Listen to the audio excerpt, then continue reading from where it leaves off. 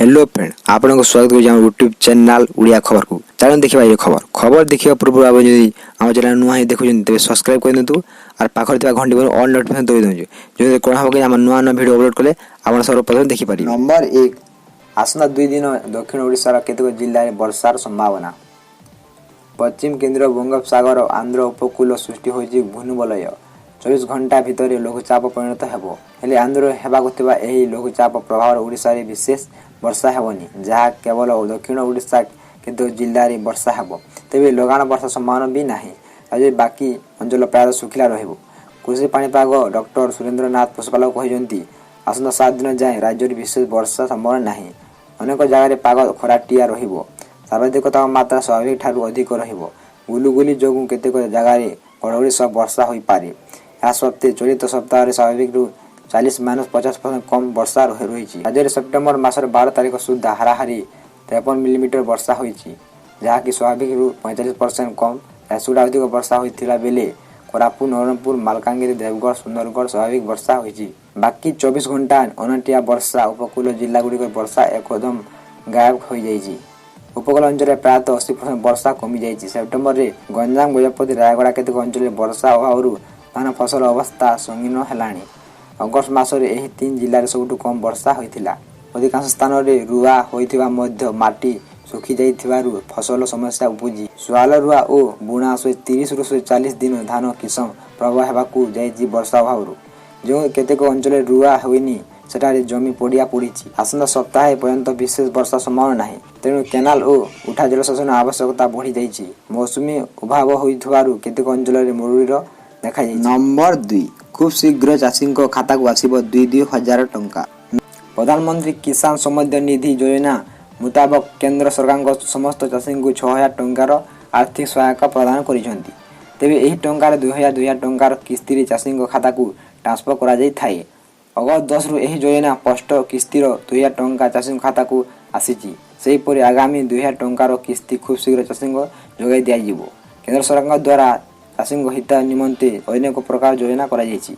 यदि आपनको वर्तमान पर्यंत कोनोसी किस्तीर टंका मिली नाही तेबे लिस्ट रे निज नाम चेक करि नियंतु। इपरि मिलेवा लाभ प्रधानमंत्री किसान सम्मान निधि योजना लाभ उठेबा पई चाष जमी चाषी नाम रे होइथिबा आवश्यकता।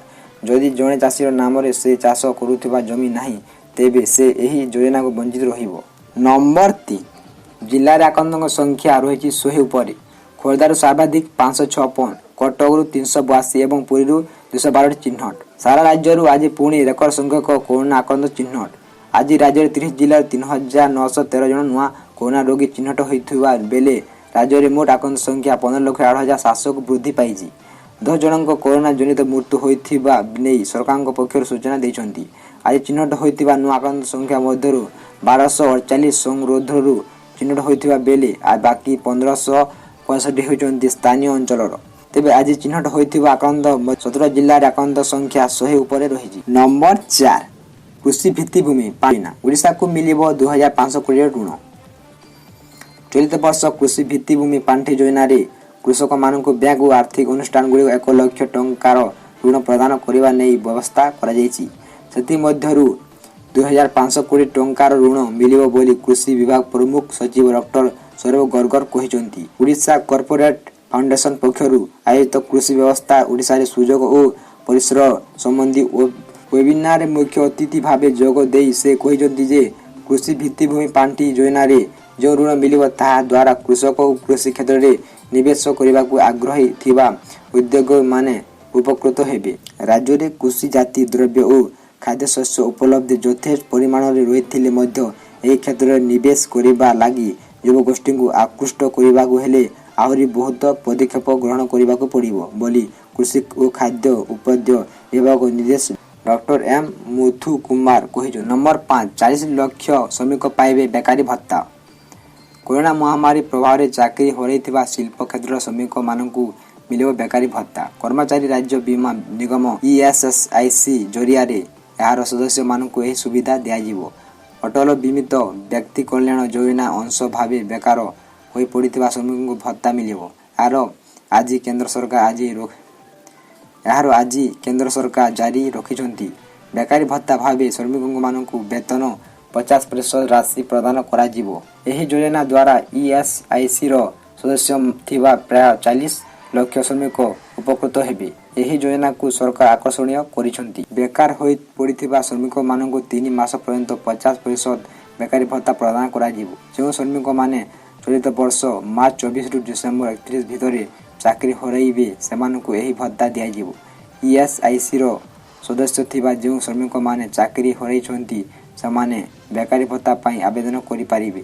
ସେମାନଙ୍କୁ ହାରାହାରି ବେତନ 50% ରାଶି ଭତ୍ତା ଆକାରରେ ଦିଆଯିବ। ପୂର୍ବରୁ ଏହି ସୀମା 25% ଥିଲା। ଏହି ଯୋଜନାକୁ ଚଳିତ ବର୍ଷ ଜୁଲାଇ 2021 ମାର୍ଚ୍ଚ 31 ପର୍ଯ୍ୟନ୍ତ ବୃଦ୍ଧି କରାଯାଇଛି। ମୋଟ ଉପରେ ଏହି ଯୋଜନା ଦ୍ୱାରା 41,94,167 ଜଣ ଶ୍ରମିକ ଲାଭବାନ ହେବେ। ଏହାକୁ କାର୍ଯ୍ୟକାରୀ କରିବା ଲାଗି ESICକୁ 6,710.68 କୋଟି ଟଙ୍କା ବ୍ୟୟ କରିବାକୁ ପଡ଼ିବ। ESIC ହେଉଛି ଶ୍ରମ ମନ୍ତ୍ରାଳୟ ଅଧୀନରେ ଥିବା ଏକ ସଂସ୍ଥା ଯାହା ମାସକୁ 21,000 ଟଙ୍କା ପର୍ଯ୍ୟନ୍ତ ଦରମା ପାଉଥିବା ଶ୍ରମିକମାନଙ୍କୁ ESIC ସ୍କିମ୍ ଅଧୀନରେ ବୀମା ସୁବିଧା ଯୋଗାଇ ଦିଆଯିବ। ଆମ ଭିଡ଼ିଓ ତୁମକୁ ଭଲ ଲାଗୁଛି ବେଲେ ଲାଇକ୍ ଗୋଟେ କରିଦିଅନ୍ତୁ।